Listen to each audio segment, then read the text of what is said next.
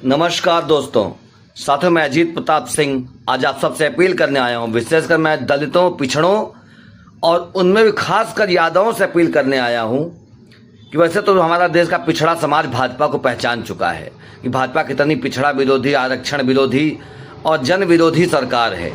लेकिन अगर आज भी जो लोग भाजपा से जुड़े हुए हैं राष्ट्रवाद के नाम पर, उनके धर्म के धोखे में, उनकी आंख ये सोचकर खुल जानी चाहिए कि लोग राम मंदिर से चढ़ावे की चोरी करवा सकते हैं, तो इनके लिए आप क्या अहमियत रखते हैं। मैं पिछड़े साथियों से और विशेषकर यादव दोस्तों से कहना चाहूँगा कि अगर आप किसी भी तरीके से भाजपा या संघी साथियों से जुड़े हुए हैं तो तत्काल उनसे दूर हो जाइए, उनको छोड़ दीजिए, क्योंकि अगर आप उनसे जुड़े रहेंगे तो आपका इस्तेमाल करेंगे अपने गलत कामों के लिए, और जैसे ही मौका आएगा ये तुरंत आपको बलि का बकरा बना देंगे। हम सब ने अयोध्या मामले में देखा, बिना ऊपर की सहमति के 8-8 महीने का वीडियो डिलीट कर दिया गया, और आखिर फंसा कौन? 8 ऐसे लोग जिनमें तमाम जातियों के लोग थे। मैं नहीं कहता कि सिर्फ यादव थे, तमाम जातियों के छोटे लोग फंसे, बड़े लोगों पर कोई कार्रवाई नहीं हुई। इस्तीफा देकर बड़े बड़े पापों से उनका प्रायश्चित हो गया, लेकिन फंसे। लेकिन नाम समझा पूरा देश अगर जान रहा है अयोध्या चोरी कांड में, तो रमाशंकर यादव, टिन्नू यादव का जान रहा है। और अब तो ऐसे तमाम लोग, ऐसा आदमी, एक नेता जिसका बेटा कंफ्यूज रहता हो कि मैं उसको पापा कहूं कि मामा कहूं, वो नेता कह रहा है कि टीपू यादव, टिन्नू यादव की फोन पर बात होती थी, और जब मानहानि का नोटिस दिया गया तो उसने कहा अखिलेश यादव जी का नाम टीपू किस डॉक्यूमेंट में है। मतलब कह भी लेंगे, अपने लोगों में भ्रम भी फैला लेंगे, अब फिर जिम्मेदारी से मुक्त हो जाएंगे। तो साथियों, ये अफवाह इसलिए फैल पाई क्योंकि रमाशंकर यादव यादव थे, तो इन लोगों ने सिस्टम बना दिया कि जो भी यादव या अखिलेश यादव से जुड़ा हुआ है,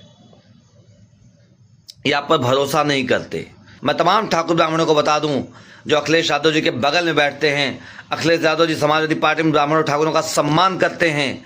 आप तमाम नेताओं का मैं नाम बता दूं जो तमाम भय और डर के बावजूद समाजवादी पार्टी छोड़कर नहीं गए, क्योंकि पता है कि अफवाह चाहे जितनी फैलाई जाए, लेकिन जो सम्मान समाजवादी पार्टी में और कहीं नहीं है। और भाजपा की सरकार में दलितों, पिछड़ों को सिर्फ एक मुहरा बनाया जाता है। अब टिन्नू यादव का एग्जाम्पल आपने देख ही लिया। कल एक बहन को, दलित बहन को इंसाफ दिलाने को, न्याय दिलाने के लिए रैली चल रही थी, तो उसमें कप्तान साहब बड़े बेअंदाज तरीके से पहुंचे और उन्होंने लोगों को पीटना, झापड़ झापड़ मारना शुरू कर दिया आंदोलनकारियों को। आपको हक है कानून व्यवस्था बनाए रखने का, तो जनता को भी हक, कप्तान साहब, कि वो अपनी बात शांतिपूर्ण तरीके से कह सके। आपने उनका ज्ञापन तो लिया नहीं, मारने पीटने पहुंच गए। उन्होंने ऐसा करने की हिम्मत पड़ी क्योंकि दलितों की थी। उन्हें पता है कि ये कुछ नहीं होने वाला, हमारा ऊपर लोग बैठे हुए हैं हमें बचाने के लिए। तो मैं आपसे अनुरोध करता हूं जितनी जल्दी हो सके इनका साथ छोड़ दीजिए, अन्यथा ये आपका नुकसान पहुंचाएंगे। मैं आपको बताना चाहूंगा, एक अयोध्या में संत बैठा है, उसका नाम भी लेना मैं पाप समझता हूं, घटिया शक्ल वाला, गंदी सी शक्ल, जिसकी शक्ल देख घिन आती है, हमेशा दारू और गांजे के नशे में चूर रहता है, उसके बारे में बड़ी अफवाहें सुनने को मिलती हैं। वो अयोध्या भगवान श्री राम की धरती को दूषित कर रहा है।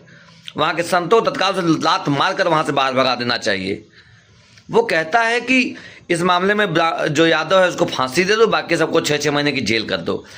वैसे ही लोग तो शास्त्र पढ़ते नहीं हैं, पढ़ते तो महाभारत में एक पद में उनको पता होता कि उसमें युधिष्ठिर ने हत्या के लिए शूद्र को 6 वर्ष की सजा, वैश्य को 9 वर्ष की सजा, क्षत्रिय को 12 वर्ष की सजा और ब्राह्मण को मृत्युदंड दिया। जब उनसे पूछा गया कि ऐसा क्यों, तो कृपाचार्य ने उत्तर दिया कि क्षत्रिय ब्राह्मण की जिम्मेदारी उस समय समाज को दिशा दिखाने की थी। जब वो ऐसा पाप कृत्य करेंगे तो समाज उसे रास्ते पर जाएगा। और ये कलयुगी संत है, ये कुछ भी कह सकता है।